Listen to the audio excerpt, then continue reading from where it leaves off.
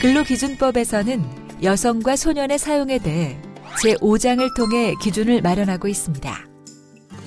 15세 미만의 사람은 근로자로 사용할 수 없고 18세 미만인 사람은 도덕상 또는 보건상 위험한 사업장에서 사용할 수 없습니다.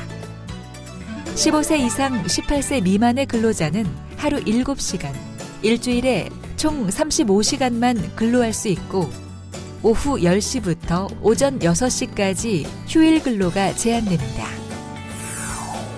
임신 중이거나 산후 1년이 지나지 않은 여성은 도덕상 또는 보건상 위험한 사업에 사용할 수 없고 단체 협약이 있는 경우라도 산후 1년이 지나지 않은 여성은 시간 외 근로가 제한되며 여성 근로자가 청구할 경우 월 1회의 생리휴가를 제공해야 합니다.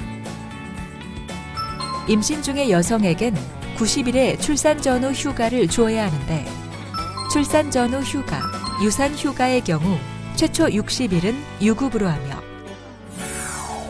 복귀할 경우 휴가 전과 동일한 업무 또는 동등한 수준의 임금을 지급하는 직무에 복귀시켜야 합니다. 임신 후 12주 이내 또는 36주 이후에 있는 여성 근로자가 근로시간 단축을 신청하거나 임신한 근로자가 정기 건강진단을 받는데 필요한 시간을 청구하면 허용해야 합니다. 이때 이를 이유로 해당 근로자의 임금을 삭감할 수 없습니다. 또 생후 1년 미만의 유아를 가진 여성 근로자가 유급 소요 시간을 청구하면 허용해야 합니다. 다음은 지난 2019년 7월 16일부터 시행되고 있는 직장 내 괴롭힘 금지 기준에 관한 내용입니다. 사용자 또는 근로자는 직장에서의 지위와 관계 등의 우위를 이용해 업무상 적정 범위를 넘어서 다른 근로자에게 신체적, 정신적 고통을 주거나 근무 환경을 악화시키는 행위를 해서는 안 됩니다. 누구든지 직장 내 괴롭힘 발생 사실을 알게 된 경우 사용자에게 신고할 수 있는데 사용자는 사실 확인을 위해 조사를 실시해야 하고 피해 근로자를 보호하기 위한 적절한 조치와 함께 괴롭힘 발생 사실이 확인된 경우 행위자에게 징계와 같이 필요한 조치를 즉시 취해야 합니다. 다음은 재해 보상입니다. 근로자가 업무상 부상 또는 질병에 걸린 경우 사용자는 그 비용으로 필요한 요양을 행하거나 요양비를 부담해야 합니다.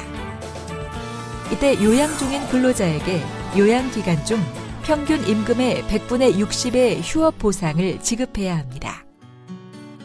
근로자가 업무상 사망한 경우엔 유족에게 평균 임금의 1001분의 금액을 보상해야 하고 장의비로 평균 임금의 91분을 지급해야 합니다.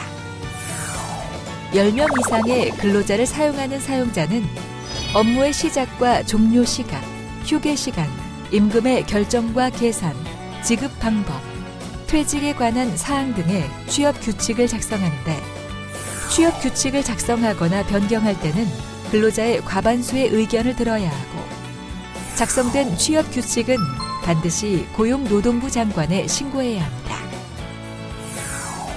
끝으로 근로감독관에 대한 내용입니다. 근로조건의 기준을 확보하기 위해서 고용노동부와 그 소속기관에 근로감독관을 두어야 합니다. 근로감독관은 사업장과 부속 건물을 현장 조사하고 정보와 서류의 제출을 요구할 수 있으며 사용자에 대해 신문할 수 있는 권리를 갖습니다. 때에 따라 관련 법률에 따라서 사법경찰관의 직무를 수행할 수도 있지만 직무상 알게 된 비밀을 엄수해야 하며 비밀 엄수 조건은 퇴직 후에도 적용됩니다. 이상으로 핵심 근로기준법 설명을 마칩니다.